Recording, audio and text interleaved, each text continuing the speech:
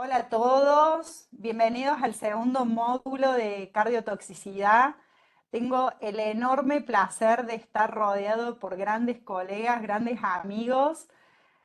Hoy nos acompaña el doctor Nicolás Villalba de Río Cuarto, la doctora Melina Maná, que nos va a dar a hablar desde el sur, desde Viedma, el doctor Roberto Chamale del Hospital Privado, y como coordinadora del módulo va a estar la doctora Marcela Altamirano, también del Hospital Privado. Vamos a ir admitiendo a todos. Voy a pasar algunas novedades que todos los participantes de nuestros tres módulos que se hayan inscrito van a participar de un sorteo que va a ser un curso introductorio de ecocardiografía de SAC que se va a realizar el año que viene. El sorteo se va a realizar en el último módulo. Y el ganador va, digamos, nosotros vamos viendo todas las personas que participan a través de su mail. Eso se le va a asignar un número, y el último módulo, que va a ser el 23 de octubre, vamos a sacar, se va a sortear en vivo durante el módulo el ganador, y va a poder realizarlo en el año 2025.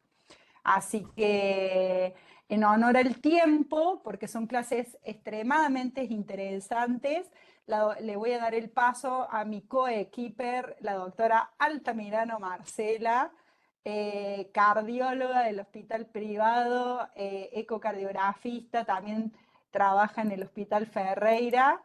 Y además es una gran amiga, todos son gran amigos. Así que, Marce, toma la posta, yo me silencio. Gracias, Sole. Bueno, bienvenidos a todos. Muchas gracias, obviamente, a todos los disertantes por estar, que siempre cordialmente acceden a nuestros pedidos de dar clases. Y hoy vamos a dar un tema muy interesante que está muy en aumento y muy en boga, si bien no es un tema nuevo.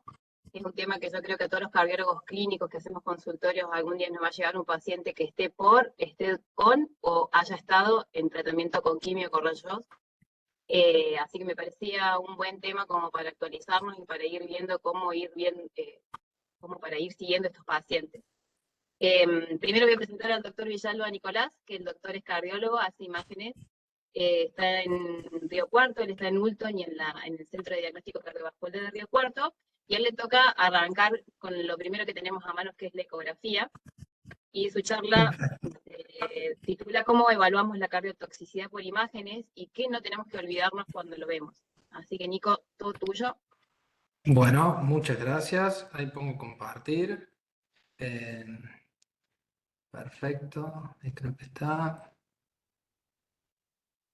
Mientras Nico va compartiendo, pueden ir haciendo las preguntas que surjan en el chat y cuando terminen las tres charlas vamos a ir contestando todas. Ahí estamos. Ahí se ve bien. Perfecto, Nico. Perfecto. Bueno, de primero, muchas gracias por la invitación a este taller de imagen. Siempre agradecido de estar en estos eventos. Y hoy me toca hablar de cardio-oncología en la imagen desde el ecocardiograma. La idea de esta charla es hablar primero de un poco de la estratificación de riesgo de estos pacientes que, como comentamos, cada vez nos van a llegar más a la consulta. Ver rápidamente qué drogas son las que nos van a alterar más o nos pueden llegar a producir cardiotoxicidad y cómo nos apoyamos desde la imagen cardíaca para ayudar a estos pacientes. Como ustedes saben, el riesgo de cardiotoxicidad inducido por terapias se ha convertido en un determinante de la supervivencia en estos pacientes, independientemente de su pronóstico oncológico. Es de vital importancia identificar y manejar en pacientes que tienen alto riesgo de evento cardiovascular para reducir los eventos de cardiotoxicidad. Ahora se está de equipos o de cardio-oncología. La idea de esto es no llenar más al paciente de otras cosas, sino estratificar adecuadamente el riesgo en pacientes oncológicos, facilitarlo a este tratamiento para evitar interrupciones del mismo y optimizar los factores de riesgo cardiovascular si los tienen para que se puedan hacer los tratamientos sin problemas. En teoría, como todo en la vida, lo lógico sería que en algún momento el oncólogo nos derive el paciente antes de iniciar este tratamiento, ya sea si el oncólogo antes de iniciar constata un deterioro de la FEBI, menos de 53 o 50 según la guía que usen, o si ya hay un strain disminuido, longitudinal global disminuido o un aumento de biomarcadores. Como todo esto no suele ser así, la idea es que estemos preparados para tratar de detectar algún tipo de daño en estos pacientes. Como ustedes saben, la complicación más grave del tratamiento de estos pacientes es la insuficiencia cardíaca y puede comprometer la efectividad del mismo.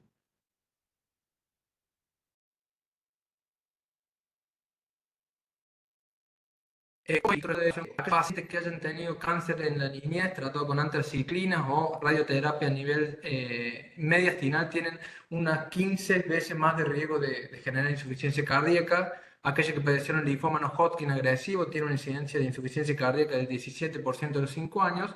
Y las poblaciones añosas con muchos factores de riesgo cardiovascular tienen alto riesgo de insuficiencia cardíaca a corto plazo.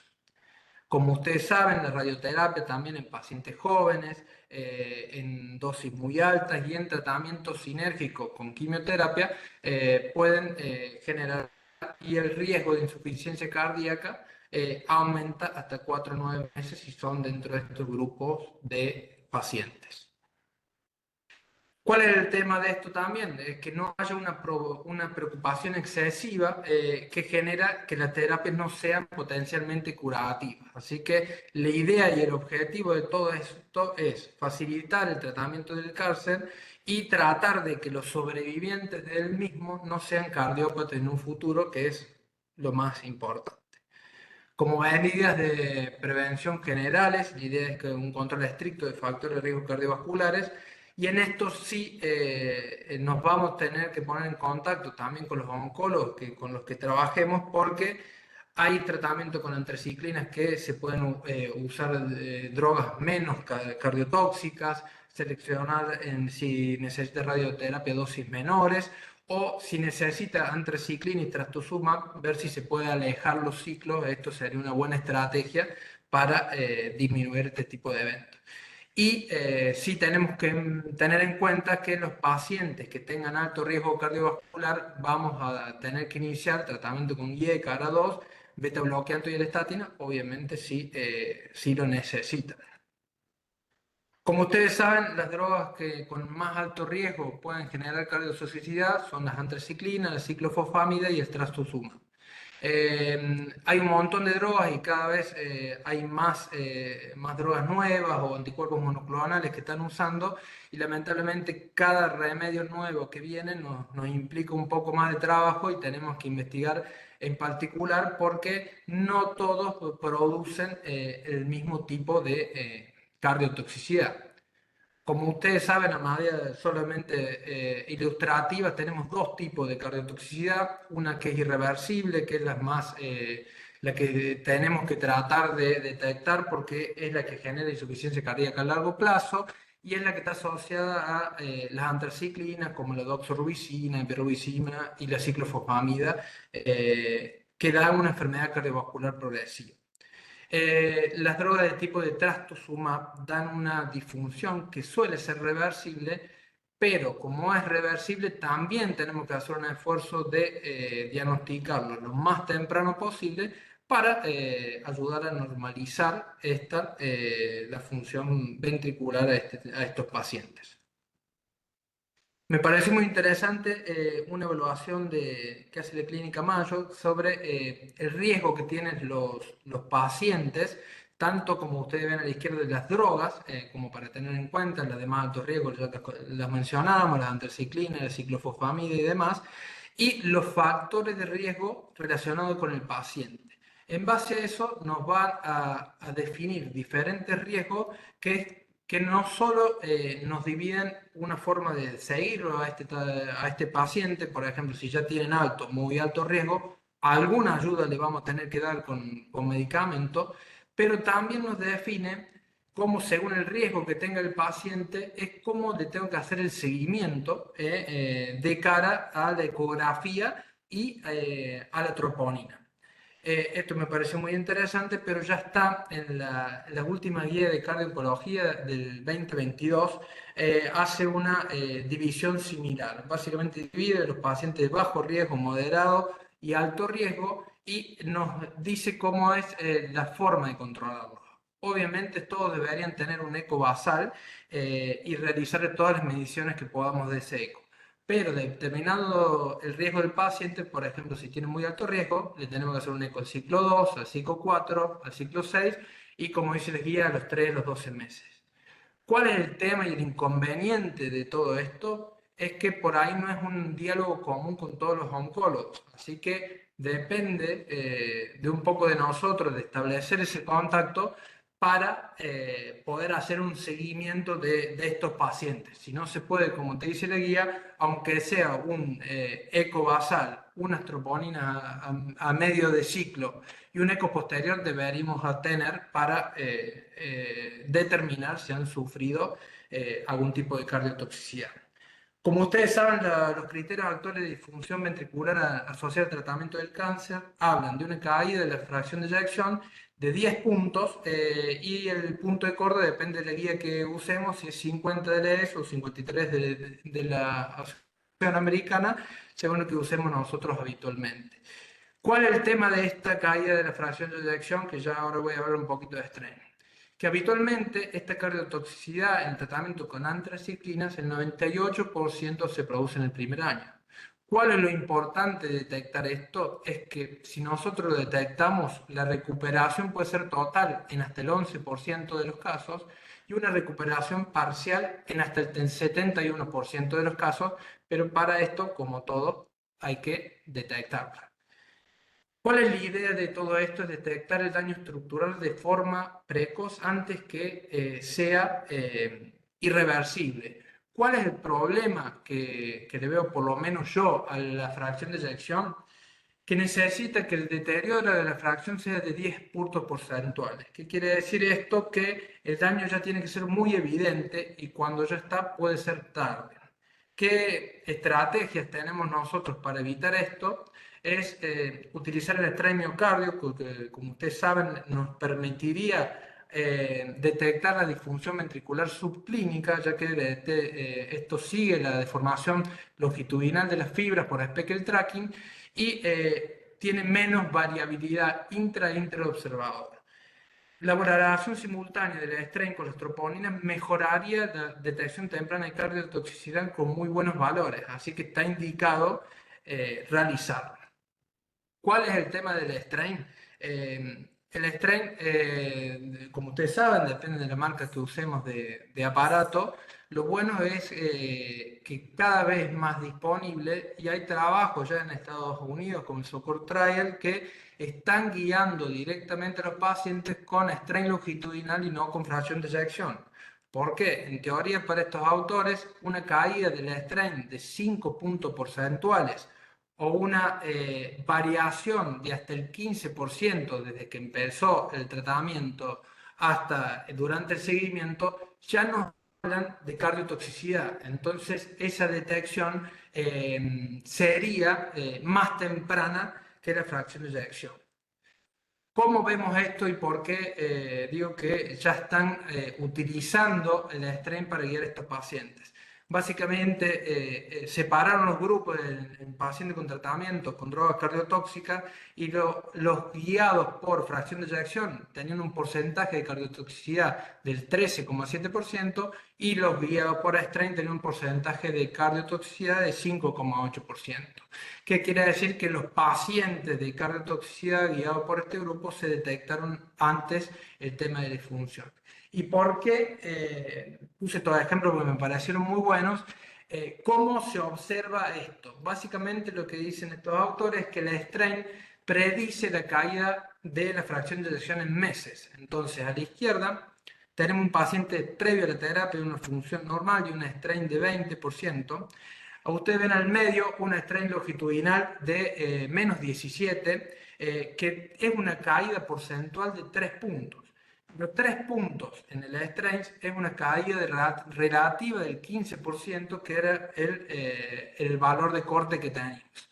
A los 6 meses ese paciente tiene una strain de 17 y tiene una fracción de eyección con una caída de 6 puntos nomás. Pero ese paciente por strain ya tiene cardiotoxicidad. ¿Cuál es el tema? Que si esperamos a los 12 meses o este paciente que hizo la cardiotoxicidad, si tenemos en cuenta la fracción de detección, o sea que la bajó de 61 a 59, ya la strain bajó demasiado hasta 16 y va a ser un pronóstico, va a ser un factor de mal pronóstico a largo plazo. Ve esto es lo que hablé recién. Básicamente lo que hicieron es analizar diferentes puntos de corte de strain longitudinal, que la mayoría está entre menos 17 y menos 18.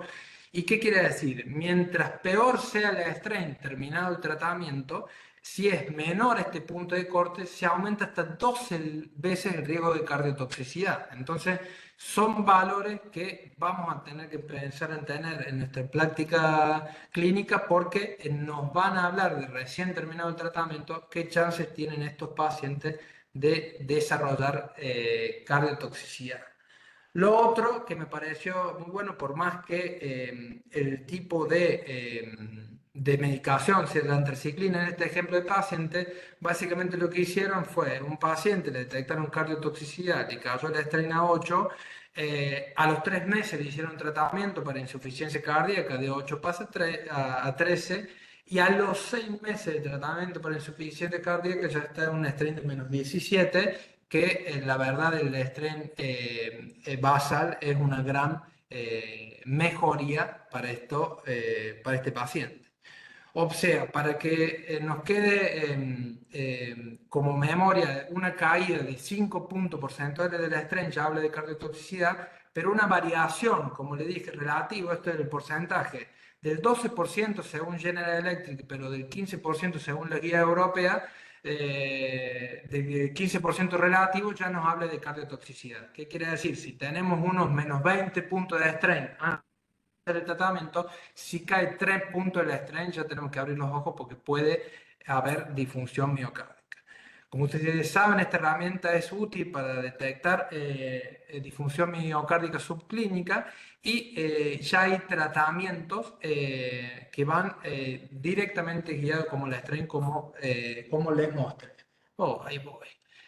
¿Cuáles son las recomendaciones de la guía europea de ecocardiografía? Es como primera línea para este tipo de pacientes. Si tenemos disponible el eco 3D, es recomendado por la menos variación de la fracción de eyección por este método. El estrés longitudinal está recomendado en todos los pacientes y la resonancia magnética y los otros métodos diagnósticos en pacientes que no podamos, no tengamos ventanas y demás, por supuesto que son de gran ayuda y ya nos va a hablar la doctora de la resonancia que es sumamente útil.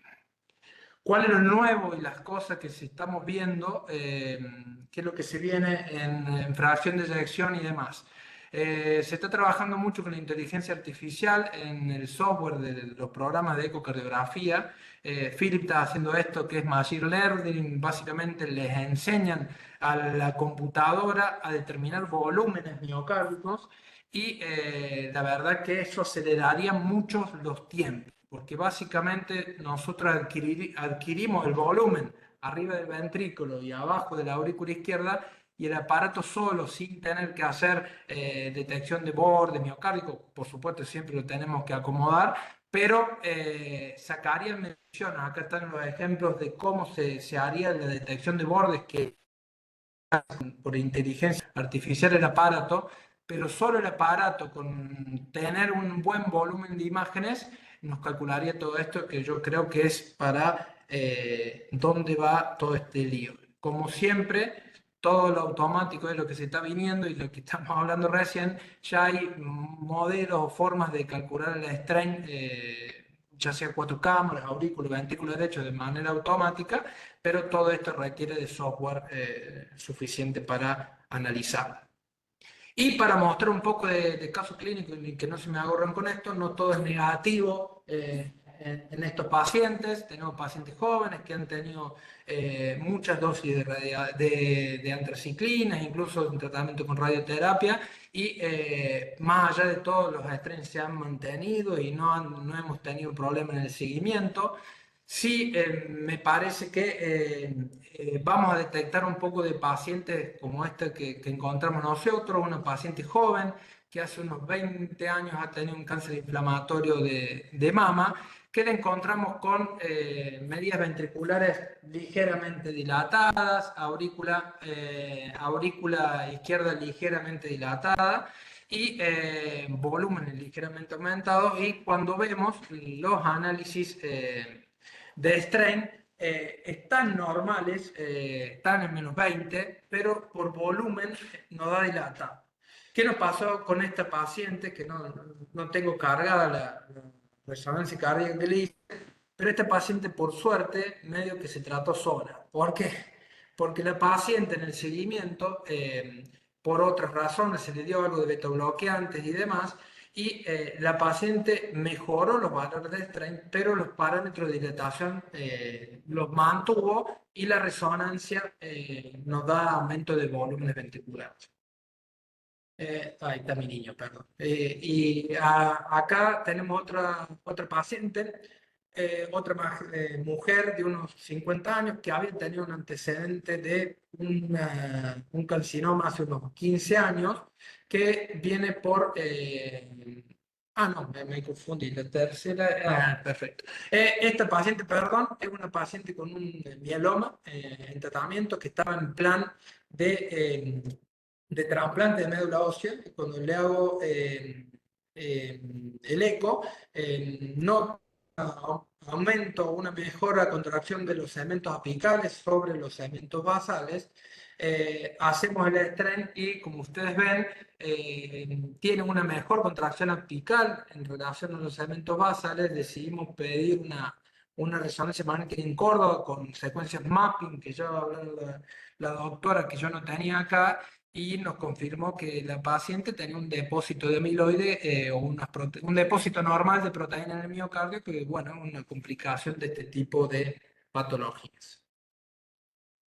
Otro caso bonito que me tocó hacer el eco, esta sí, una paciente mía con un cáncer de mama, con radioterapia y tratamiento con antraciclina, que ella es la que viene con un dolor tipo puntada, tipo pericarditis, y cuando hago el eco encuentro este derrame pericárdico, ligero moderado, nada del otro mundo, pero como ustedes ven en el 4 cámaras, tiene un pequeño notch pericárdico que cuando hacemos la medida y la variación tanto del ventrículo izquierdo como del ventrículo derecho, que son estas, había una variación más que todo de la tricúspide, que estaba en torno al 40%, pero lamentablemente este derrame pericárdico era una reactivación de su carcinoma, porque con tratamiento antiinflamatorio con aire se dio, pero al poco tiempo tuvo una reactivación de la parte de su parte oncológica, bueno, que se la tuvo que tratar.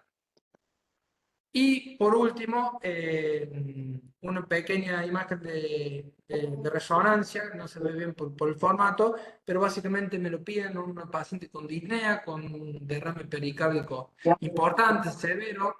Si ustedes ven en 4 cámaras, un pequeño colapso de la aurícula derecha, pero este se ve mejor. En 3 cámaras el derrame es importante, la función, por suerte, era todo normal, pero lo importante de la resonancia yo creo que también va en los hallazgos extracardíacos. Este paciente tuvo la mala suerte que tiene un montón de metástasis a nivel hepático, y lamentablemente empezamos con el esquema al revés. Encontramos esto y bueno, y ahora empezará el estudio para ver de dónde viene todo este lío.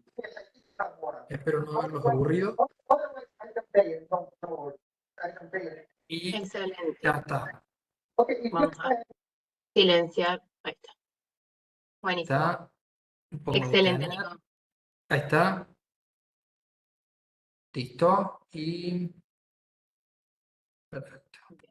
Bueno, Excelente, Nico, ¿eh? Muy claro nos dejaste. Seguramente va a quedar unas preguntitas ahí para hacerte, pero excelente, la verdad. bien. Aplausos, aplausos, aplausos. Bueno, Bueno, muchas gracias. vamos a Muchas gracias, Nico. Vamos a continuar Gracias. ahora con la charla de la doctora Melina Mala. La doctora la dejamos ir, pero la traemos siempre para este lado. Sí, Está en sí, Viedma, se nos fue a Río Negro. La doc es cardióloga. Ella tiene su centro en Río Negro que se llama Clínica Viedma y ahora tiene un emprendimiento propio, que seguramente los pacientes van a estar muy contentos. Y la doc nos va a hablar más de resonancia en cardiotoxicidad.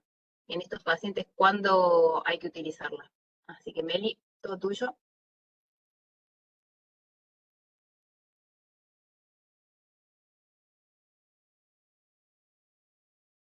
Recuerden que pueden ir dejando las preguntas en el chat, que cuando terminemos las charlas las vamos a contestar. Las van a contestar, no las vamos. ¿Me dicen si se ve bien la presentación, por favor? sí, sí, Meli, empecé a compartir si querés, a Bueno, presentar. Ahí está, genial, perfecto. bueno, gracias por la invitación, un placer estar entre amigos y ha sido un placer preparar la clase. Yo les contaba a todos que antes de empezar que vine acá en Sur a un centro que es un centro que particularmente es un centro de derivación de patología oncológica de toda la provincia y de la zona sur de Buenos Aires.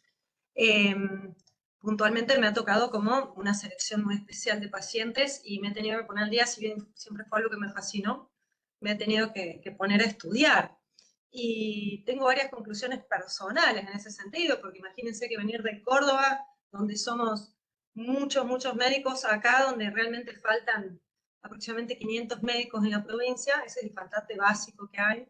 Para que se den una idea, somos un poco todólogos, como nos reíamos recién, pero imagínense el desafío de además hacerme cargo de una población con patología oncológica. Puntualmente, algunas de las cosas que les puedo dejar, más allá de lo que el resto siempre, como digo yo, está online, dejarles un poquito que todos, ¿sí? Todos nosotros, todas vamos a ser, digamos, cardiólogos en algún momento, vamos a atender a un paciente o una paciente con cáncer, ¿sí? Esto, uno dice, no, a mí no me tocó, bueno, pregunten y van a ver que sí, que así es, ¿sí? Y para eso les voy a contar algunos casitos que van a ser nuestros detonantes y van a ser los 3 ejemplos más grandes o los 3 grupos de pacientes que quisiera presentarles. Uno es, por ejemplo, este chico de 26 años, un divino, un amoroso, que me mandan para rezo cardíaca, porque obviamente el pobre ecocardiografista no estaba muy seguro de lo que estaba viendo, y si ustedes ven tiene una masa ahí arriba, bien retrocardíaca, busco el puntero, y esa misma masa a su vez a nivel abdominal es aún más grande. Esto es un hallazgo de una imagen que a ustedes les puede tocar estar haciendo otra cuestión, acá tienen más masas. Entonces yo ahora, como cardióloga que hago imágenes, hago un diagnóstico de una patología probablemente oncológica. Esa es una posibilidad. La otra posibilidad es como cardióloga, que se me consulta, esto es una mujercita también muy amorosa, que me consulta por disnea y dolor precordial. Acá ya tiene el TAVI hecho, ¿no? Pero en su momento me tuve que enfrentar a la decisión de tener una paciente con antecedentes de obesidad de mama y que después a la posteriori había hecho un linfoma, que había exitosamente cursado los tratamientos de radioterapia y quimioterapia de ambos procesos oncológicos, los había sobrevivido, y que ahora nos encontramos con una muy buena fracción de eyección, pero con estenosis aórtica y mitral, una estenosis aórtica severa, crítica, y una estenosis aórtica mitral moderada, con un tórax sumamente hostil, con enfermedad coronaria también moderada, y había que tomar muchas decisiones.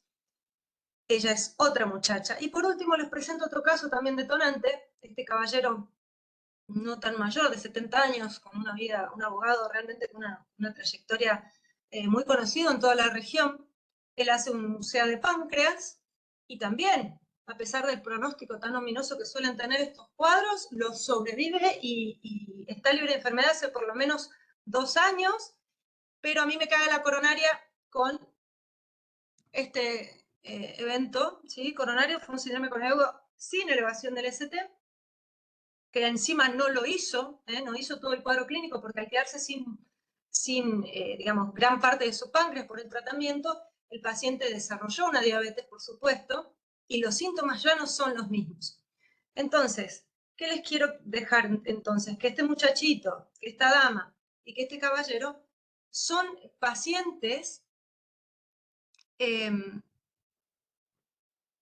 son pacientes que los van a consultar a ustedes por cuadros cardiológicos, ¿sí?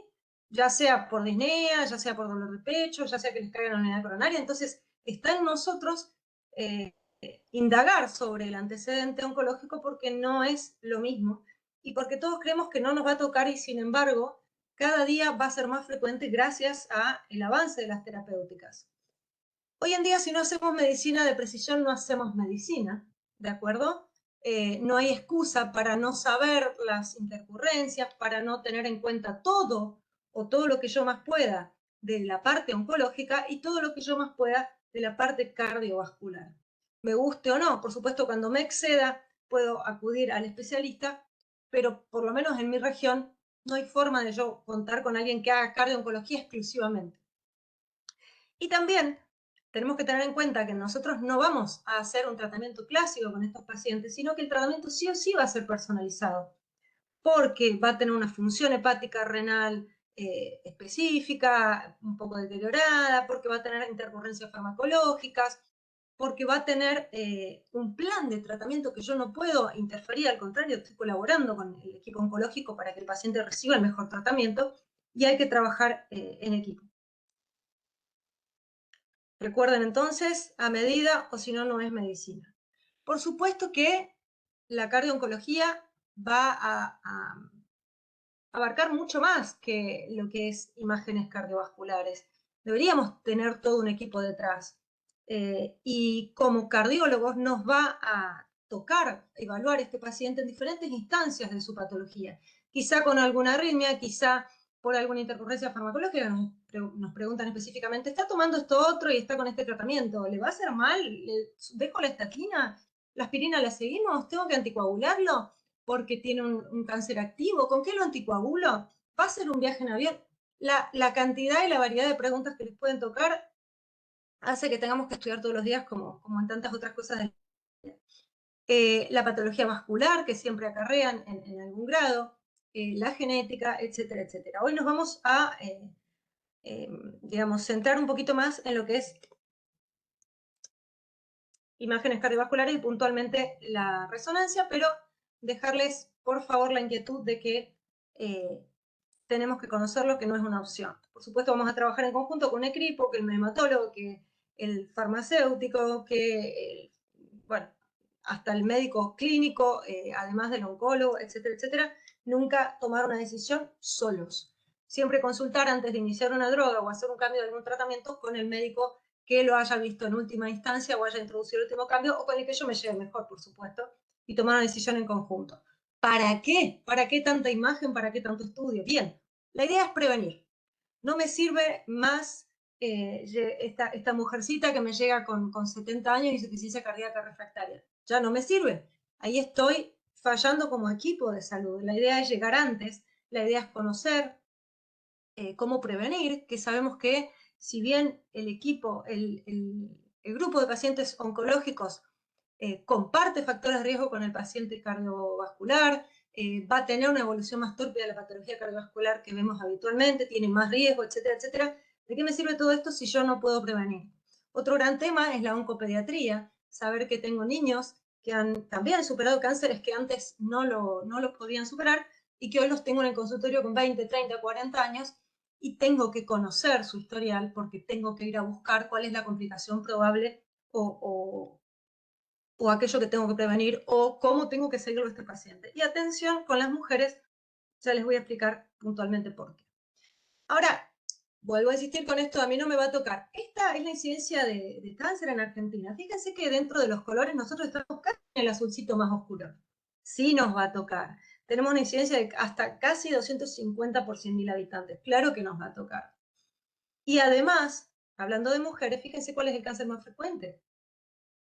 Como en todo Occidente, nosotros tenemos mucho cáncer de mama. Y en la mama, bueno, se irradia, se le dan ciertos fármacos que sabemos que son cardiotóxicos y que la localización topográfica de la mama hace que la radiación, por más que hoy tengamos la braquiterapia y la localización tridimensional y todo el tema, vaya a sufrir más su pericardio, el tórax en general, sus vasos sanguíneos, etcétera, etcétera. Por supuesto, tenemos que tener en cuenta otra cosita. Fíjense que esto es del Instituto Nacional de Cáncer y nos habla de que ahora sí tenemos el color más oscuro en lo que es obesidad.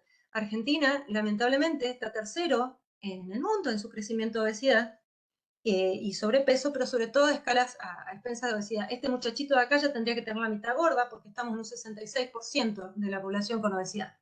¿Por qué es importante? Y porque tenemos muchos cánceres asociados a obesidad. Entonces, fíjense que es la segunda causa, la segunda patología más relacionada con neoplasias. Entonces, si yo digo que Argentina va a tener cada vez más obesidad y que tengo un montón de cáncer que depende de eso, bueno, prepararme para verlo en consultorio. Sabemos además que todo lo que es terapéutica oncológica ha ido cambiando y hoy hay terapias de fusión que justamente combinan diferentes estrategias terapéuticas y que las estrategias terapéuticas han ido variando a lo largo del tiempo y hoy que estamos usando fármacos que aún están en prueba y que se están desarrollando en este momento con, bueno, la obligación no solo de la MAT, sino de la FDA de valorar el compromiso cardíaco en cada uno de los estudios. Esto es lo clásico, ¿sí? Sabíamos que el daño cardiomyocitario venía de la mano de las agentes alquilantes, las antraciclinas, que la parte vascular tenía más que ver con lo que eran los platinos, y que la conducción cardíaca tenía más que ver con los taxanos, las antraciclinas, la gemcitabina, etcétera, etcétera. Esto era lo clásico. En lo clásico, vuelvo a insistir, teníamos el continuo de cardiotoxicidad donde yo iba a usar biomarcadores que me iban a ayudar a prevenir, ¿sí? Con una intervención que era justamente actividad física, cardioprotección con fármacos si el riesgo individual del paciente lo ameritaba, tomar la conducta ante una elevación de biomarcadores, ya sea troponina o BNP, y obviamente el deterioro de la función o ya la clínica me iba a hacer tomar conductas interventivas, digamos, acorde al cuadro clínico desarrollado. Esto no quiere pasar. Entonces yo hacía mi nomograma de riesgo, como hacemos por el riesgo cardiovascular de nuestros pacientes siempre, nada más que adaptado a la patología oncológica, y iba siguiendo el cuadro clínico, teniendo en cuenta, por supuesto, lo que me podía desarrollar según el esquema que venía desarrollando. Si tenía presión alta, si yo esperaba arritmia, si esperaba tromboembolismo, de acuerdo al fármaco que estuviera recibiendo ese paciente. Hay una nueva clasificación de estos síndromes para estar preparados, un poquito más actualizado que los animo a que lo vean. Y con respecto a la radiación ionizante, no solo con los fármacos, recordar también que yo tengo que hacer un seguimiento en el tiempo y que el daño, si bien se ocasiona desde los primeros segundos, minutos y horas, las repercusiones pueden estar incluso después de décadas de haber tenido el tratamiento y que tengo que saber esto para ir pidiendo los estudios correspondientes, ya sea una ergometría, ya sea un Holter o un método de imágenes, por supuesto.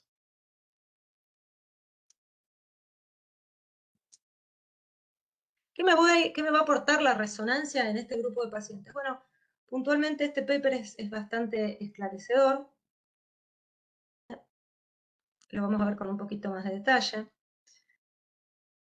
Básicamente es un método que me permite, sin ningún tipo de restricción, según la tipología, digamos, según si es un paciente del tamaño que sea. El otro día es un paciente de 160 kilos, en 1.5 Tesla, esa no es una limitante.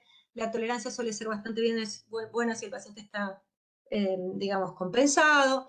Y me permite en un mismo estudio hacer múltiples diagnósticos. Por ejemplo, valorar cómo tengo la aorta, por las patologías que les mencionaba, por los fármacos que charlábamos antes, si hay trombos inducidos por catéter, esto se ve con bastante frecuencia, a veces hacen trombos en la subclavia, nosotros no tenemos drama y podemos ver todo el tórax, entonces podemos incluso ir a cortar aquello que nos está llamando la atención, hacemos cortes específicos y secuencias específicas. Por supuesto, lo que es pericardio, recuerden que el pericardio en el paciente oncológico, aún sin tratamiento por su propia patología oncológica, va a hacer complicaciones pericárdicas y que es la principal causa de recidiva de la pericarditis y de que evolucione tórpidamente a una pericarditis constrictiva, es el cáncer. Disfunción miocárdica, ¿sí? Para eso la resonancia nos va a aportar todo lo que es caracterización tisular y nos va a permitir ver la inflamación, ya sea en forma localizada, como ya les voy a mostrar algunas imágenes, o global, con un T1 mapping. Lo que es ya el daño y el reemplazo por fibrosis, ya sea por aumento de fibroblastos, con un volumen extracelular aumentado, o con fibrosis ya de reemplazo, con cicatrices propiamente dichas, donde yo voy a tener realce cardiorregional. Por supuesto, el trombo apical, que a veces cuesta verlo con una técnica o con un equipo o con una mala ventana por eco.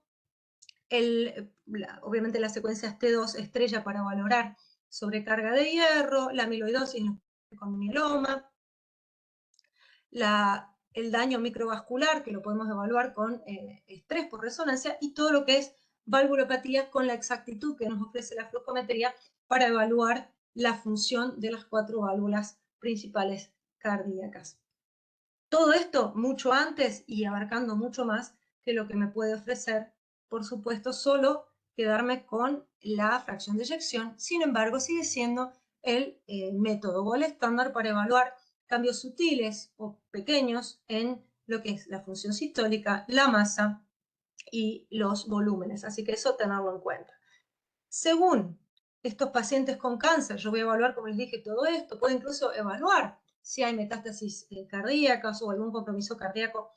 Por ejemplo, se usa mucho para el cirujano que tiene que, imaginen ese chico que les presenté primero, que tiene que hacer una exéresis de la masa, necesita saber si hay un compromiso del pericardio, si va a tener un plano de clivaje, o si ya hay algún tipo de invasión en grandes vasos, porque es otra la conducta del comité de tumores que va a decir, bueno, no, primero lo irradiemos, primero hagamos tal o cual sesión de quimio para poder achicar esa masa, para poder evaluar mejor, porque el riesgo de una cirugía con este tipo de implicancias, imagínense que puede ser altísimo.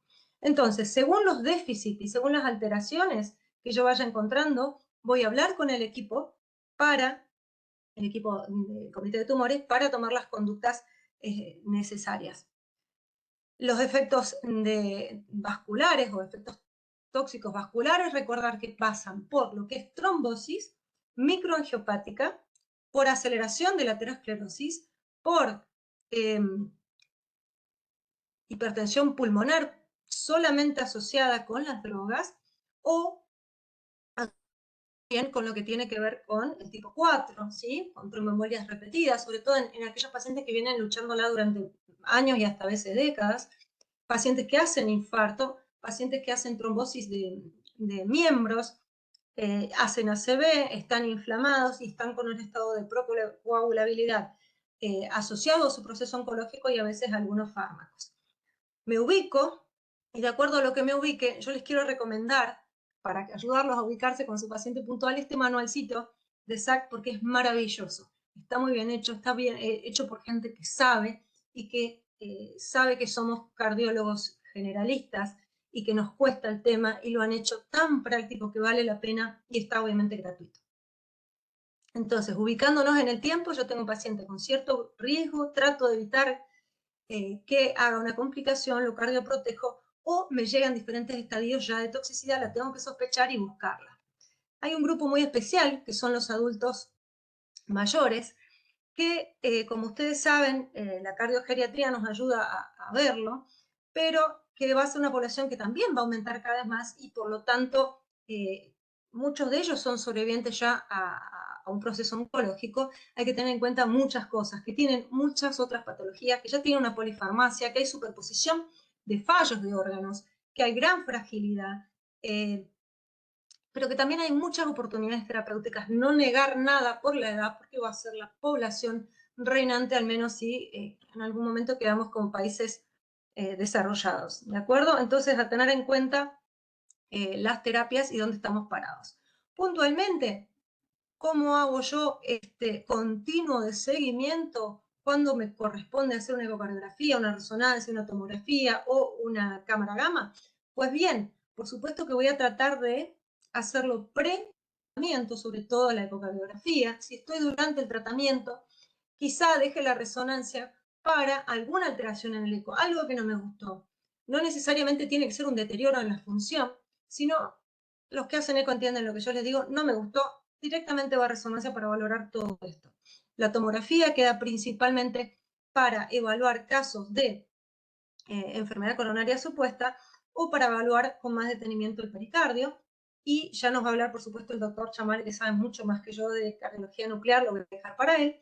Con respecto a el tratamiento post-cáncer, cómo seguirlo, ¿sí? De acuerdo a qué haya recibido, voy a planear y cómo le haya ido, por supuesto, voy a planear cada cuánto y con qué seguirlo. Para ejemplificar un poquito esto, les menciono el hecho de que, según la radiación que haya hecho, en este ejemplo, por ejemplo, la idea mía es que ustedes lo vean por región. Si el cáncer estuvo desarrollado en cabeza y cuello, en la región torácica o en lo que es abdominopelviano, yo voy a usar diferentes métodos y cada tanto lo voy a hacer. El electro y el eco siempre van a mandar. Eco first, y el electro siempre va a gritar antes que cualquier método de imágenes.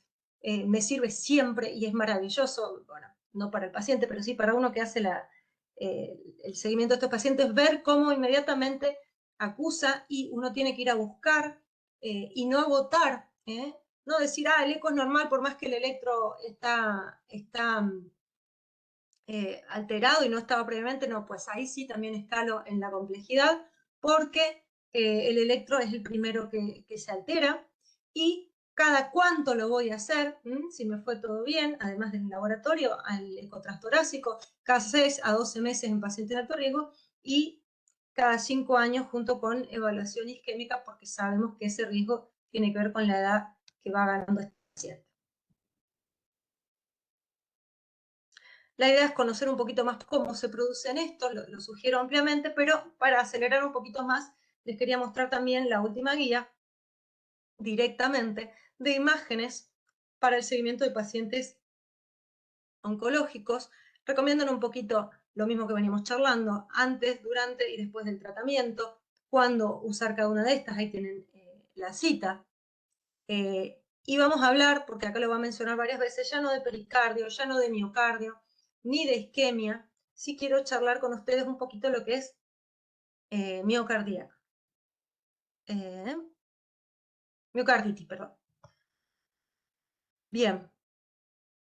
Según el tipo de tratamiento, ¿sí? Acá lo da tratamiento por tratamiento, cuál es el mejor estudio que les va a servir y qué esperar, ¿de acuerdo? De acuerdo al efecto adverso, por decirlo de alguna manera, esperado con esa droga y con esa región del cuerpo, yo voy a elegir probablemente un poco más que mi eco si el paciente tiene alto riesgo.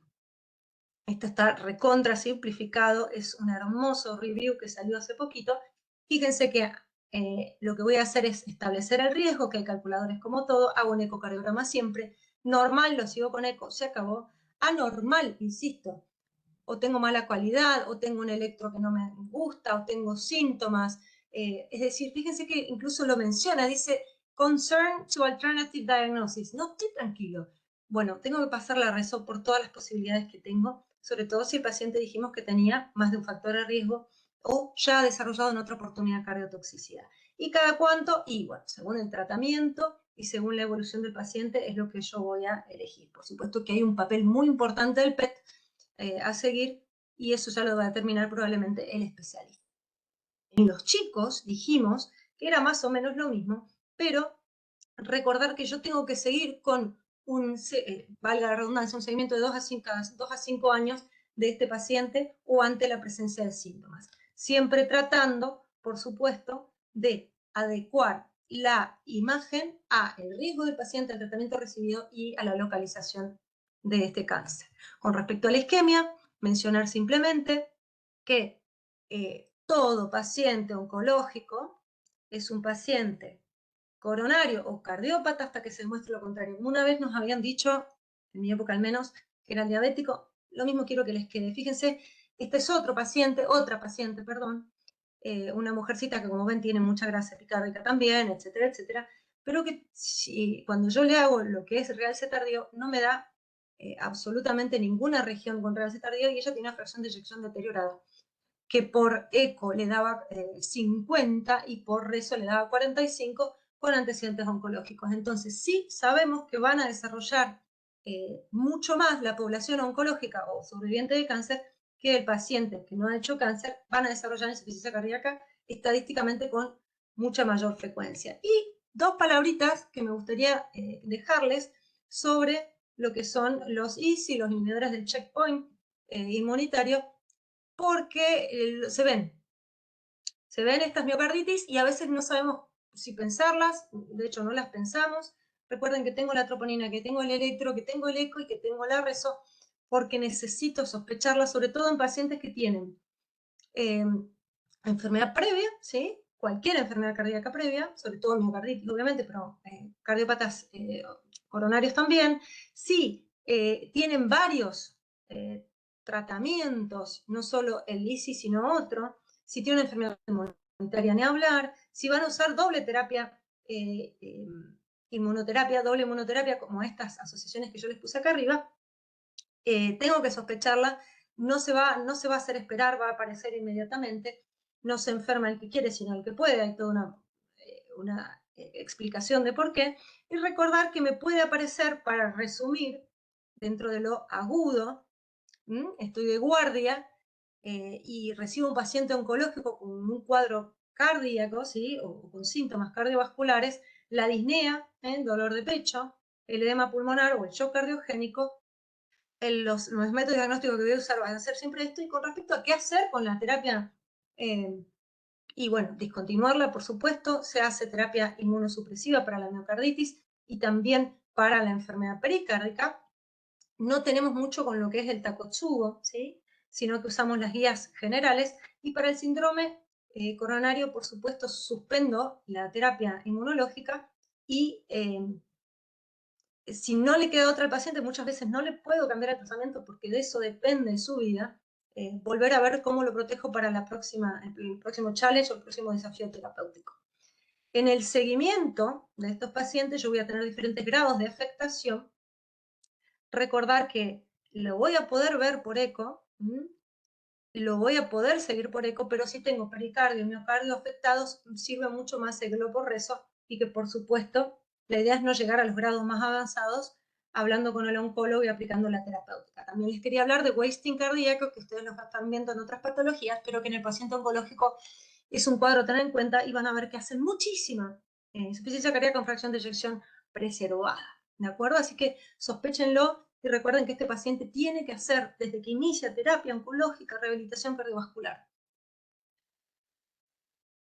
Con respecto a los aportes de la resonancia con lo que es radioterapia, estos colorcitos que yo les quise poner es, por ejemplo, el cáncer de esófago, ¿sí? ¿Qué afectación cardíaca se asocia con mayor frecuencia según los diferentes registros? Fíjense que el cáncer de esófago y su terapéutica generan sobre todo mucha alteración pericárdica, que el cáncer de mama lo vamos a ver con disfunción ventricular, con aumento de aurícula izquierda y FA, que van a ser, bueno, prácticamente todo, las mujeres, pero sobre todo afectan ventrículo izquierdo y afectan lo que es función cardíaca, lamentablemente.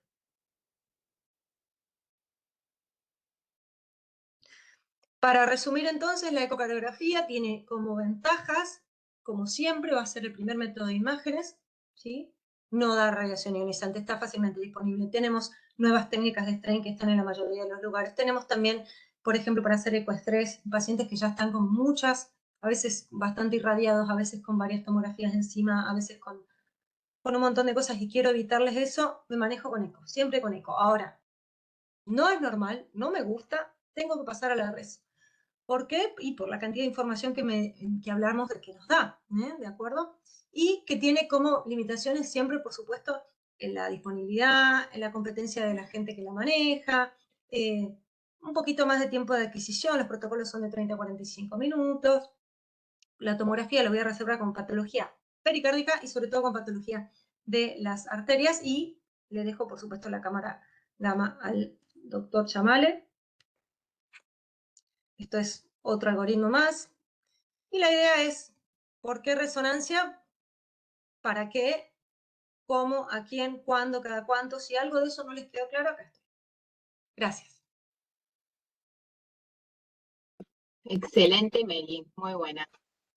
Qué suerte que tiene la gente de Río Negro de haberte llevado. Sí, sí, te robaron justo.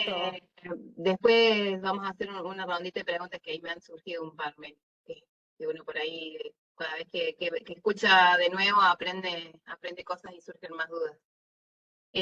Bueno, vamos a continuar, así ya damos paso a la última charla de hoy. Después vamos a pasar anuncios parroquiales, la doctora Tessione tiene para informarles algunas cosas, así que no se vayan apenas termine la clase del doctor. Ahora vamos a continuar con el doctor Roberto Chamale. El doctor es un médico cardiólogo, trabaja en el Hospital Privado Universitario de Córdoba, él hace la parte de imágenes también ahí en el HOSPI. Y al doctor le ha tocado un viejo conocido, que es la ventriculografía isotópica, el MUGA, y la idea era responder a la pregunta de en qué nos ayuda en la parte de cardiotoxicidad. Así que, Beto, para lo que lo conocemos hace mucho, gracias por estar. Todo tuyo la charla.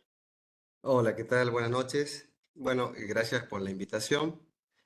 Y yo la verdad que le hubiera cambiado un poco el título y le hubiera puesto tal vez un viejo desconocido, porque actualmente es un método que se usa muy poco, casi nada, pero en alguna época se usó muchísimo, ¿eh?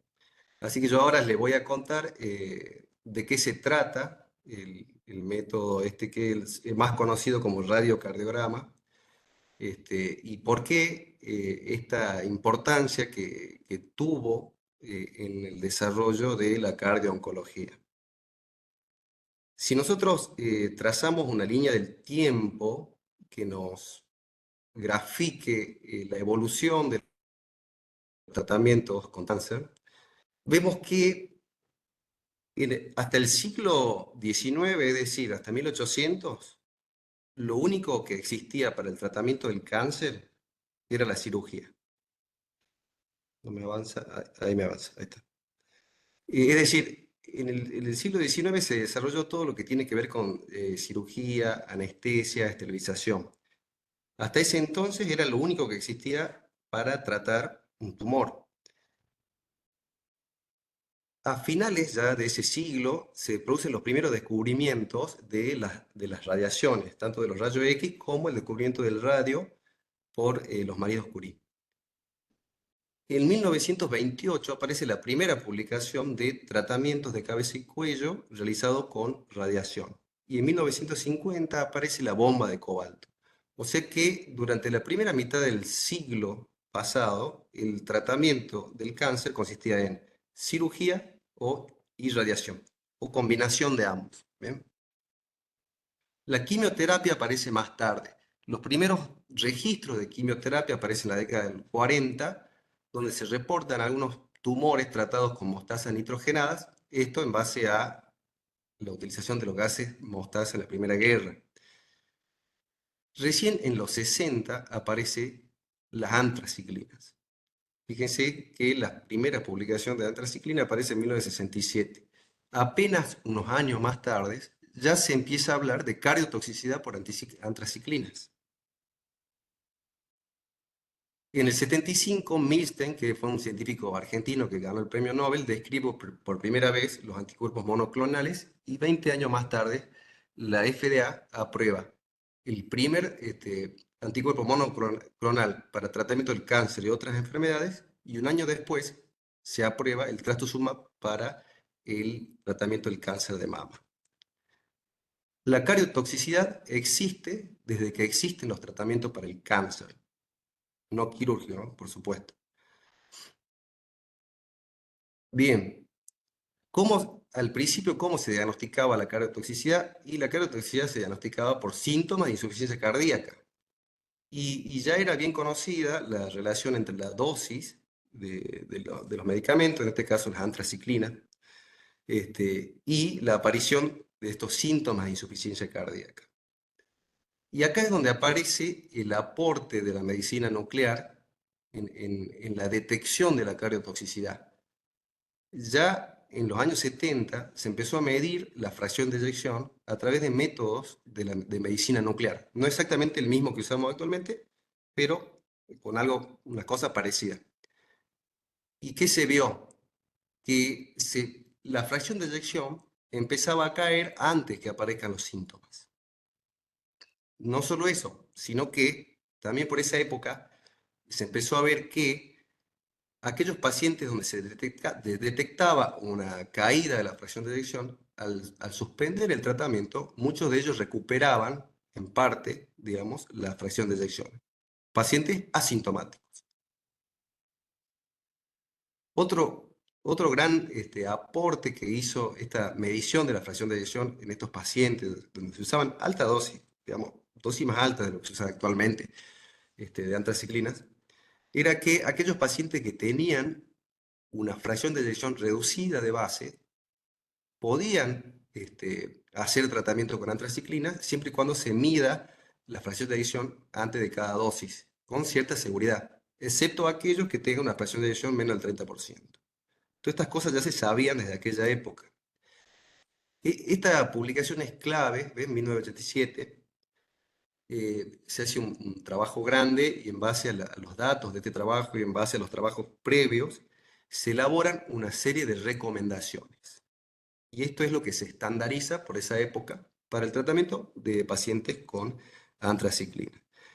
Y ahí ya hay que hacer un monitoreo de la fracción de eyección, es decir, todos los pacientes que vayan a recibir antraciclina tienen que tener una medición basal de la fracción de eyección, y una vez que se llegue a una dosis de unos 250 a 300 miligramos metro cuadrado, es decir, por masa corporal de antraciclinas, hay que hacer una medición de la fracción de eyección antes de la próxima dosis.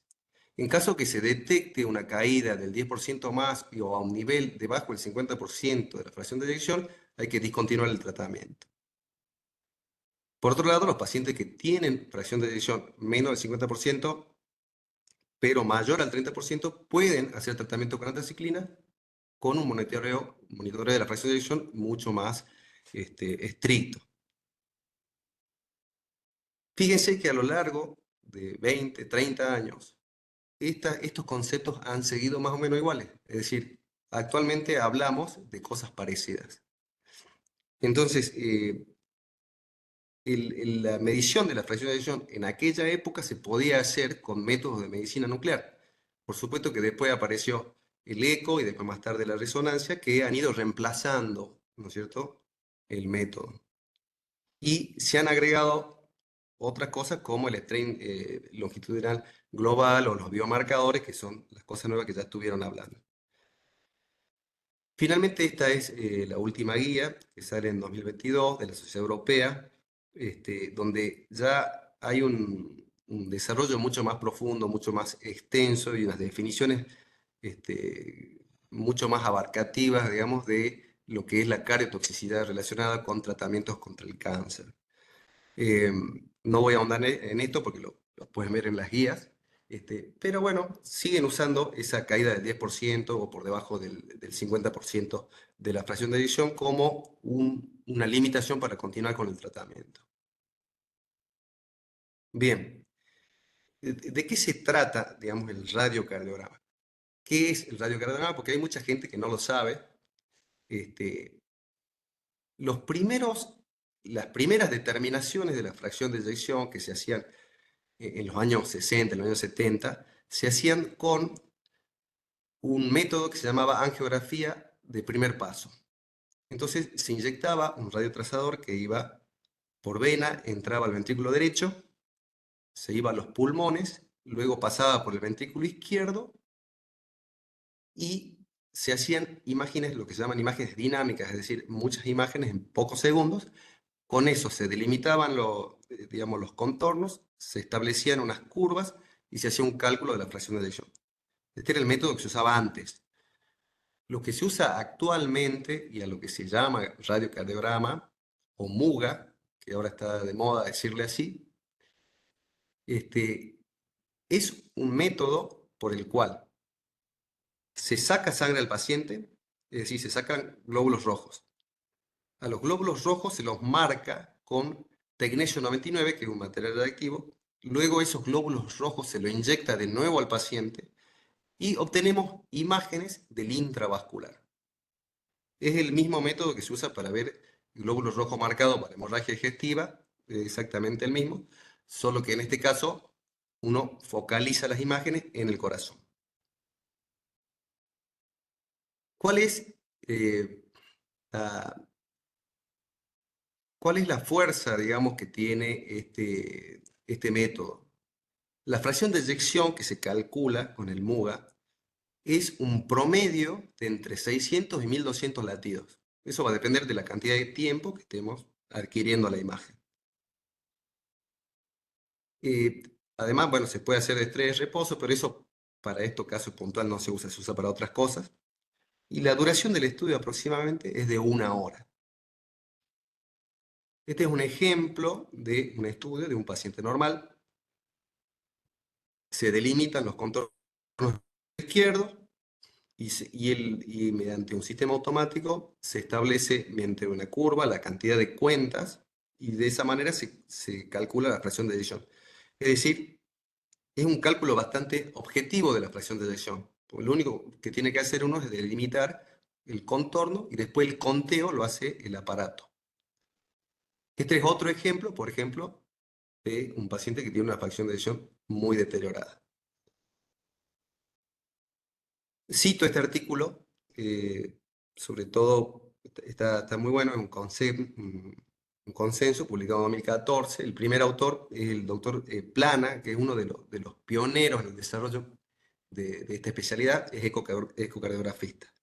En una parte de este artículo habla de cuáles son las ventajas del MUGA o del radiocardiograma.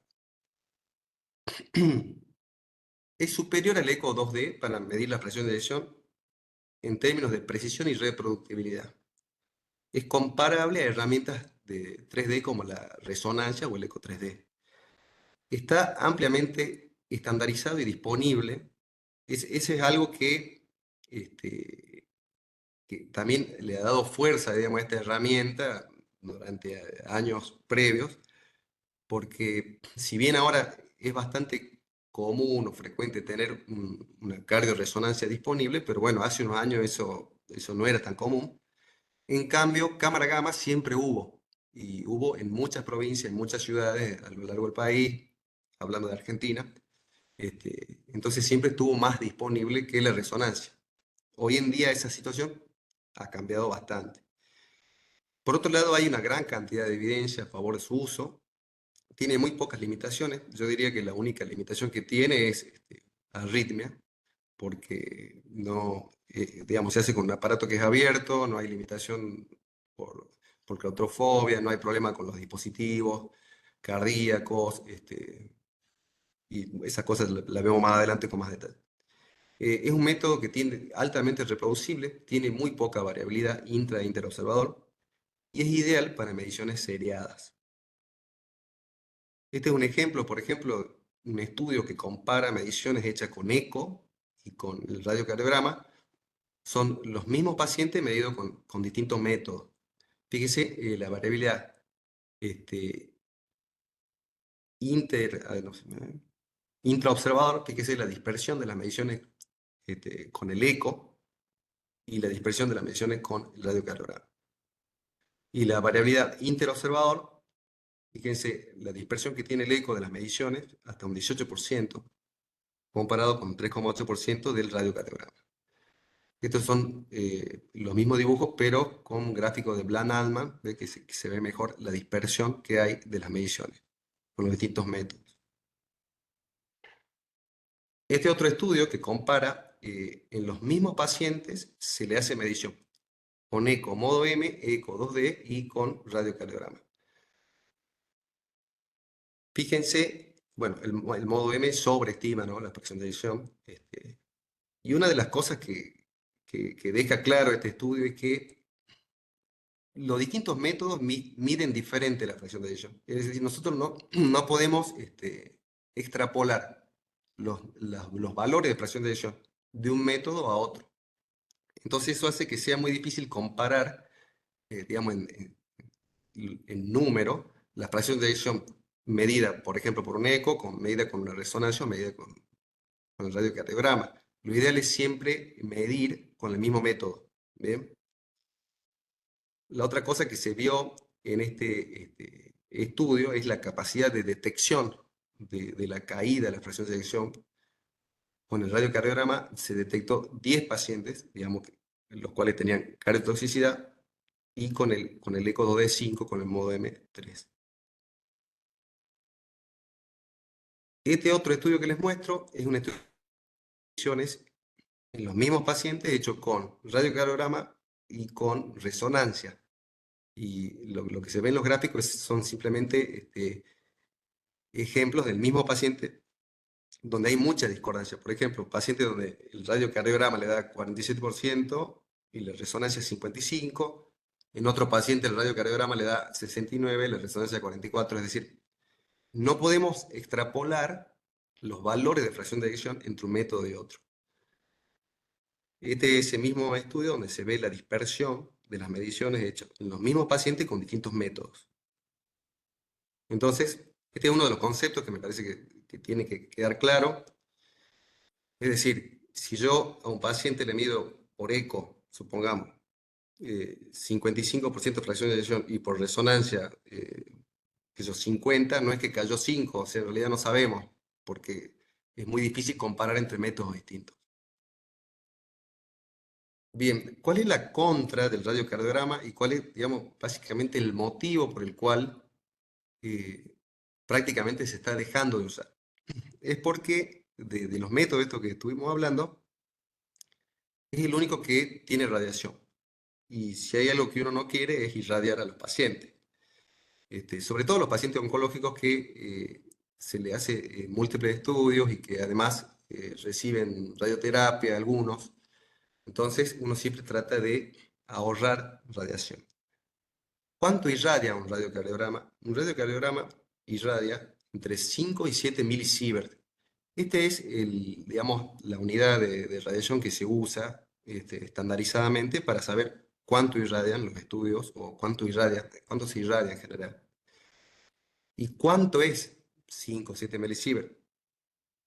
Bueno, lo que se sabe actualmente de la radiación son estudios que tienen que ver con la gente que tuvo expuesta a la bomba atómica, ¿sí? O a los accidentes nucleares, como por ejemplo Chernobyl. Lo que se sabe con certeza es que una exposición mayor a 100 milisievert aumenta el riesgo de cáncer. Una exposición menor a 10 milisievert no aumenta el riesgo de cáncer. Lo que queda cierta duda es qué pasa entre 10 y 100. Bueno, actualmente es un interrogante. ¿Cuánto irradian los estudios que nosotros pedimos? Una tomografía puede irradiar entre 10 y 31 milisievert, una perfusión de miocardio 12 milisievert, una cine coronario entre 5 y 15. Esto es muy variable porque es simplemente cine coronario diagnóstica, con colocación de TENS puede ser muchísimo más, un PET hasta 32 milisievert y el radiocardiograma alrededor de 5 milisievert. Si bien es poca la radiación comparada con los otros estudios, pero si tenemos que hacer mediciones seriadas, estaríamos, digamos, finalmente irradiando bastante. Y ese es principalmente el motivo por el cual se ha dejado de utilizar en la práctica diaria. ¿Cuáles son las ventajas entonces? Lo que ya dijimos, ampliamente estandarizado, gran cantidad de evidencia a favor de su uso, tiene muy pocas limitaciones, las mediciones son precisas, reproducibles, con poca variabilidad y es ideal para mediciones seriadas. ¿Cuáles son las contras? La radiación, que tiene también mala correlación con otros métodos, es decir, si lo comparamos con eco, con resonancia, es muy difícil extrapolar las medidas. Y además que no aporta otra información, como ya estuvieron hablando los otros expositores, en relación, por ejemplo, a las válvulas, al pericardio, otra cosa. Y la única limitación que tiene es que en los pacientes que tienen arritmia no se puede medir la fracción de eyección. Bien, ¿cuál sería entonces la utilidad actual? ¿Cuál es el lugar que le queda, digamos, al radiocardiograma en la actualidad? Bueno, en aquellos pacientes que queden dudas en el eco, por ejemplo, o que haya muchas dificultades técnicas para hacer un eco, que hayan recibido, hay pacientes que recibieron radioterapia, por ejemplo, o pacientes obesos, y que además de eso no tengan disponible una resonancia o que tengan contraindicaciones para una resonancia. Entonces, cuando no se puede hacer ninguno de los otros métodos, ahí aparece como posibilidad el radiocardiograma. De hecho, eso es lo que dice la guía. Si ustedes ven en las recomendaciones, lo pone al último. ¿Ven? Cuando el eco no es diagnóstico o cuando no está disponible la resonancia. Y la pregunta que yo me hice, digamos, es si hay algún futuro para la medicina nuclear en la cardiotoxicidad. Bueno, probablemente hay nuevos aparatos que salieron, nuevos equipos de cámara gamma con detectores de estado sólido, que se llama. Son muy caros, en Argentina creo que hay 2 nomás, que permite disminuir la dosis hasta 5 veces. O sea que podríamos estar haciendo radiocardiograma con 1 milisievert de irradiación, por ejemplo, que es lo que aproximadamente irradia una placa de tórax. O sea que por ahí en centros que tengan disponible este tipo de equipos se podría pensar en utilizarlo. Y la otra cosa que hay que tener en cuenta, que también ya lo mencionaron previamente, es, hasta ahora se vino hablando de cardiotoxicidad y medición de la fracción de eyección. Al principio se diagnosticaba con síntomas. Cuando se midió la fracción de eyección, ya nos adelantamos a los síntomas. Pero cuando cae la fracción de eyección, también estamos llegando tarde, como dijo la doctora Mana. Entonces, si nosotros queremos ir más atrás en el tiempo, tenemos que ir a lo molecular. La medicina molecular, que es la medicina del futuro. La medicina molecular es la medicina del futuro. Y en ese sentido, la medicina nuclear puede ser potencialmente muy útil. Hay muchos radiotrazadores, muchas drogas que se están utilizando en medicina nuclear, que se están investigando. Yo les voy a mencionar algunas. Por ejemplo, esto ya desde hace muchos años, hay estudios hechos con anticuerpos monoclonales contra miosina, marcados con indio 111, donde se vio que a pequeñas dosis de antraciclinas ya se producía daño del miocardio que no se detectaba con la caída de la fracción de eyección, por ejemplo. Estos son estudios viejos. Esto, por supuesto, que para la práctica diaria es inaplicable por el costo que tiene esto, ¿no?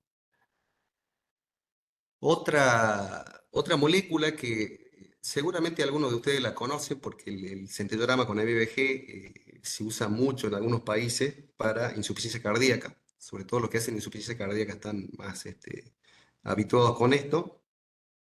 El MIBG es un precursor de la noradrenalina y se almacena en las vesículas presinápticas del simpático, en el corazón. Entonces, las imágenes que nosotros podemos lograr con el MIBG son imágenes de la inervación simpática. En la insuficiencia cardíaca se produce una gran liberación de noradrenalina, por lo tanto, una depresión de las membranas de las vesículas presinápticas, y lo que nosotros vemos es una hipocaptación de este trazador en la zona del corazón. Fíjense, esto sería una imagen normal. Nosotros en medicina nuclear estamos acostumbrados a las manchas, entonces lo detectamos rápido, pero no todo el mundo se acostumbra, pero fíjense que ahí está marcado, ¿no es cierto?, el músculo, digamos, el miocardio. En un paciente normal, la insuficiencia cardíaca se ve un área hipocaptante. Esto se colocan, digamos, áreas de interés y se hace un cálculo de un índice. Bien. Hay experiencias con cardiotoxicidad por drogas, y este trabajo particularmente es interesante porque lo que se vio, esto le hicieron a MVG a pacientes que habían tenido caída de la presión de eyección, y lo que se vio en este estudio es que, por ejemplo, los que habían tenido alterado el centellorama por MVG, al suspender las drogas no recuperaban la presión de eyección. O sea, se comportó como un predictor de recuperar la presión de eyección en pacientes que habían tenido cardiotoxicidad, ¿sí? Bueno, y el último, hay muchas cosas que están en investigación y simplemente seleccioné algunas. Esta es la última. Y quiero que se acuerden de esto porque este es un radiotrazador de PET que se llama FAP. Y se dice FAPI por Imaging, ¿no es cierto? Es una proteína de activación de fibroblastos. Esto, hoy en día en la medicina nuclear, es el boom porque tiene cierta posibilidad de reemplazar al FDG, en lo que es oncología, en tumores, ¿no es cierto? Pero ya se empezaron a hacer investigaciones en cardiología con este radiotrazador y se ha visto que puede detectar de manera muy precoz la activación de los fibroblastos en el miocardio.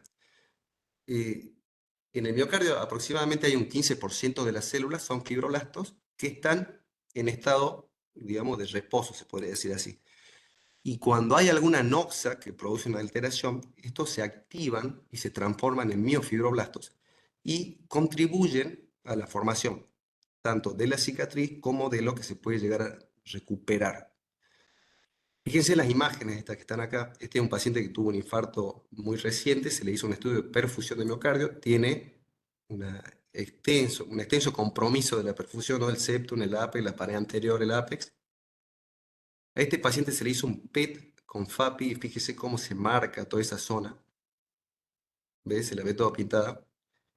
Eso es activación de los fibroblastos en esa zona. Es decir, si eso se revasculariza a tiempo, probablemente algo recupere y si no va a terminar siendo escara. Y acá hay una comparación con el reacetaldeo con galordeño en la resonancia. Bueno, esto probablemente tenga una utilidad en cardiología, no solo, digamos, no solo en la cardiotoxicidad, pero ya empezaron a salir algunos trabajos, estamos hablando de investigación básica, este trabajo, por ejemplo, publicado este año, donde ven que el PET con FAPI tiene la capacidad de detectar la cardiotoxicidad por antraciclinas de una manera muy precoz, mucho más precoz que la aparición de la presión de caída de la presión de eyección o los síntomas. Y, digamos, se considera que puede ser un candidato para la detección de esto en el futuro. También se lo plantea como un posible candidato a los monitoreos de tratamiento para, digamos, antirremodelado cardíaco, no solo cardiotoxicidad por droga, sino en otras causas. Bueno, eso es todo. Gracias por la atención. Espero no haberlos cansado. Para nada, porque es súper interesante y está bueno saberlo porque en las guías está y a veces uno no lo tiene en cuenta y saber que existe, que está y que se hace. Por ahí uno que está en los lugares, que es lo que hablamos con Meli, en estas ciudades grandes y que no tiene disponibilidad de aparatología y de personas que lo sepan hacer, es por ahí un poquito más sencillo que cuando uno está más alejado de las grandes urbes, ¿no? Hay un par de preguntas en el chat. Hay una que creo que debe ser para Nico, que hacen la pregunta si se puede diferenciar desde las imágenes la valvulopatía degenerativa propia de la senilidad de la fibrosis inducida por radioterapia. Yo supongo que, no sé si está Nico por ahí. Sí, acá estoy. Sí, la verdad que poder se puede, pero lo que hablaba la doctora es clave, la doctora Mana, de que tenemos que tener un eco basal y un seguimiento del paciente, porque si el eco basal no tiene daño, y como dice la doctora, un año después de un tratamiento, empeoró la valvulopatía, y sí le podemos echar la culpa al tratamiento. Lo malo de esto es lo desarticulado. Si te llega el paciente después del tratamiento y le podemos echar la culpa, pero no vamos a tener la certeza de que esa degeneración es culpa del tratamiento. Pero bueno, está bueno en esto hablar las dudas y comentarlo con el oncólogo, el radiólogo, porque nos sacan dudas. Yo teniendo el paciente que mostré del derrame pericárdico, pensé que podía ser por radioterapia, hablé con la radioterapia y demás, me dijo, no, de que me tenía una marca en el pulmón, pero en el corazón no le hicimos nada, entonces bueno, no le eché la culpa a eso, pero hay que hablar y sacarnos las dudas con otra gente que sabe más de esto también. Meli Meli. Les quería comentar dos cosas. Primero, que calcifican más rápido. O sea, yo tengo una persona joven y está todo calcificado y no dan los números. Calcifican rápido porque hay mayor metaplasia, porque hay más inflamación mucho más avanzada. Y otra cosa que son estenosis que, bueno, tengo una válvula trivalva, hablando de la aorta, ponele, la aórtica, tengo una válvula trivalva y es una enfermedad mucho más grave para la esperada para esa edad, entró la trivalva, la bicúspide, no nos ayuda porque la bicúspide por su propia patología también hacen, digamos, mucho más aparatoso el engrosamiento de bordes libres, hacen mucho más, porque recuerden que están sometidas a un flujo más aumentado y eso lastima un montón. Pero tengan en cuenta eso, está todo exagerado cuando hay alguna colaboración, pero de todas maneras, esto no te serviría mucho no nos sirve saber si tuvo o no que ver la radioterapia o la quimioterapia. Sí sirve preguntarle al paciente si hizo quimio o rayos para buscársela, para actuar más agresivamente, para no esperar los síntomas en esa estenosis aórtica, para cambiarle la válvula o hacerle un TAVI o lo que fuera en forma más precoz.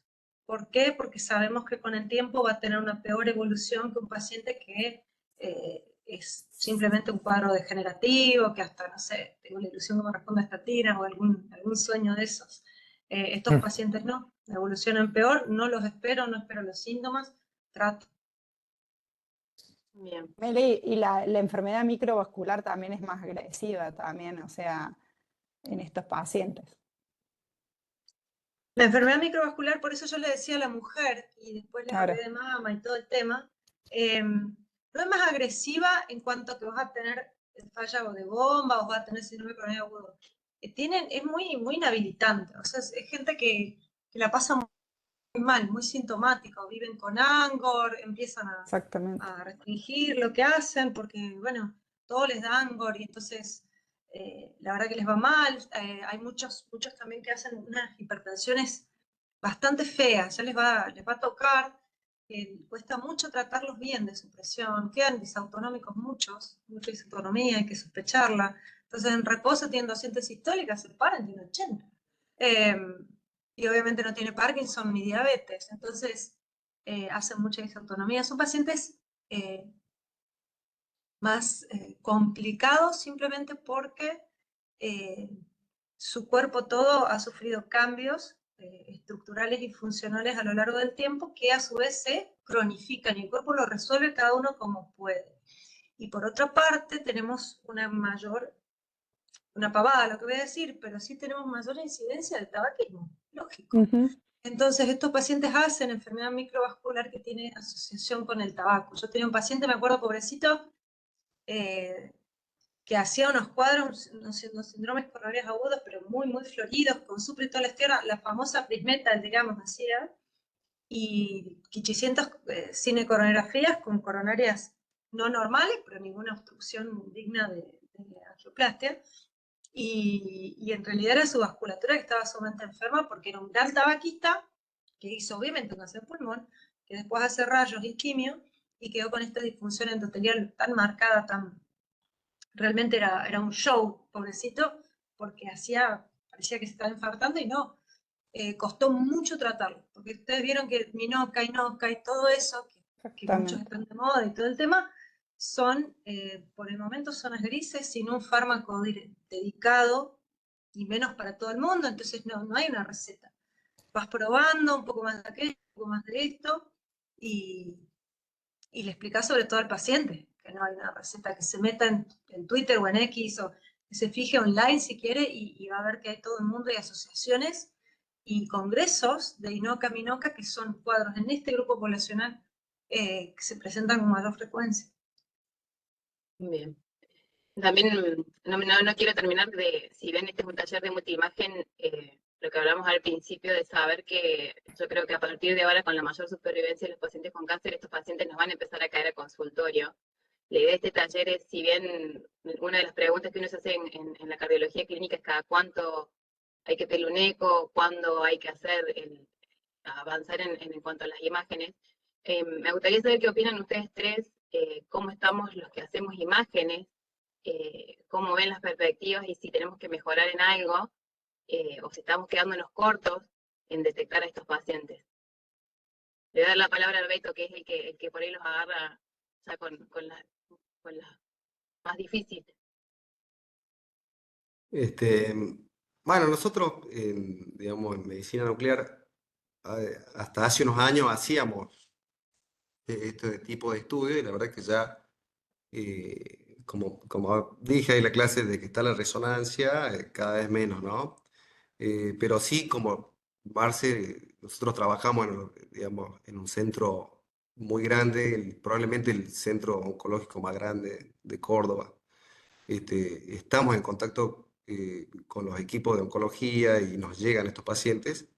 Creo que en digamos, el trabajo en equipo. Me parece que hay que hacer reuniones con los oncólogos, hay que hacer consensos, hay que ponerse de acuerdo, más allá de lo que pueda decir una guía o no, hay que ponerse de acuerdo con el equipo con el que uno trabaja, con el que le derivan los pacientes, este, y, y insistir, porque recién antes de empezar esta clase estuvimos charlando y hay una negación por parte de los oncólogos de la existencia de la cardiopatía, digamos, para ellos no existe. Entonces, es importante darles nuestro punto de vista y eso, hacer Sí, yo creo que reuniones, nos vamos a dejar de pelear con... Yo creo que vamos a ser más amigos de los oncólogos en los próximos años que enemigos. Así que, no sé tu opinión, Nico.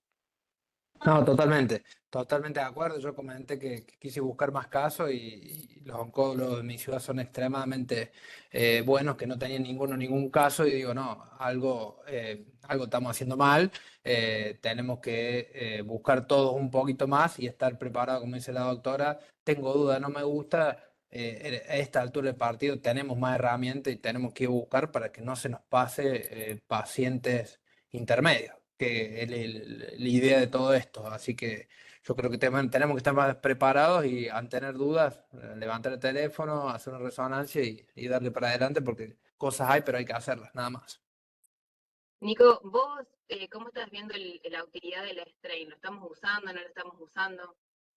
La verdad es que yo, por suerte, el tema es que si te queda cómodo y si lo puedes hacer con tu máquina, yo uso General y por suerte lo puedo hacer, pero te voy a ser sincero, habitualmente se lo hago a todos los pacientes que me dice que cuando le voy charlando y le hago el eco y tiene esto, se lo hago.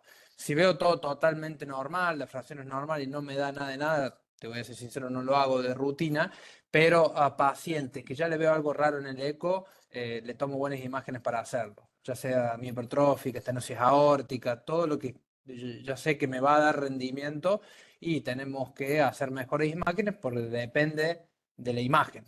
Y como todo en estos pacientes, no todo tienen buena ventana, lo de cáncer de mama y toda esta cuestión, hay veces que me quedo con el 4 cámaras solo porque por ahí no puedo sacar, bueno, dos y tres cámaras, entonces por lo menos dar una strain longitudinal de 4 cámaras creo que tiene valor. Pero el tema es que las herramientas están, yo creo que las tenemos que usar más. Y si algo nos va a dar todo este advenimiento de la inteligencia artificial, es que podamos dar más tiempo a esas medidas y menos tiempo a lo que hacemos cotidianamente.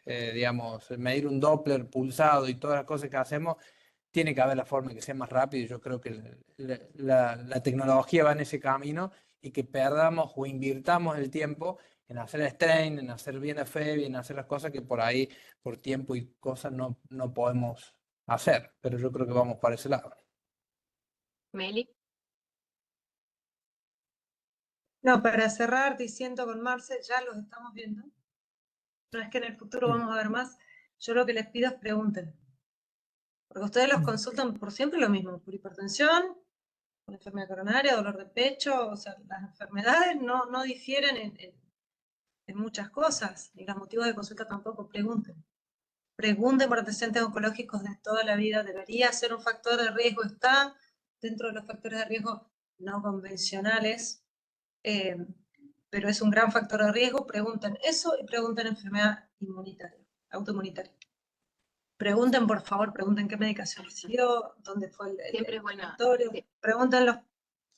La duda es señal de inteligencia, diría el gran maestro Lowenstein. No sé, Soli, si Exacto. querés decir algo.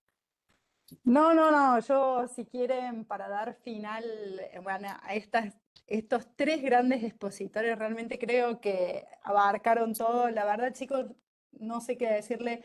Creo que este taller nos nutren porque son gente que trabaja con nosotros. Ellos son nuestros referentes y a quien nosotros le mandamos los pacientes, por eso decidimos tenerlos en el taller y estamos sumamente orgullosos de ustedes. Gracias por sus instrucciones y por sus charlas magistrales. Yo voy a pasar a los avisos parroquiales, que es lo mío. Los invitamos al 23 de octubre, es el último taller. Vamos a ver cavidades de derecha, vamos a tener grandes expositores como Nico Saderenko, va a estar Camila Moreira, va a estar la doctora Vidales, van a estar vamos a estar viendo ventrículo derecho.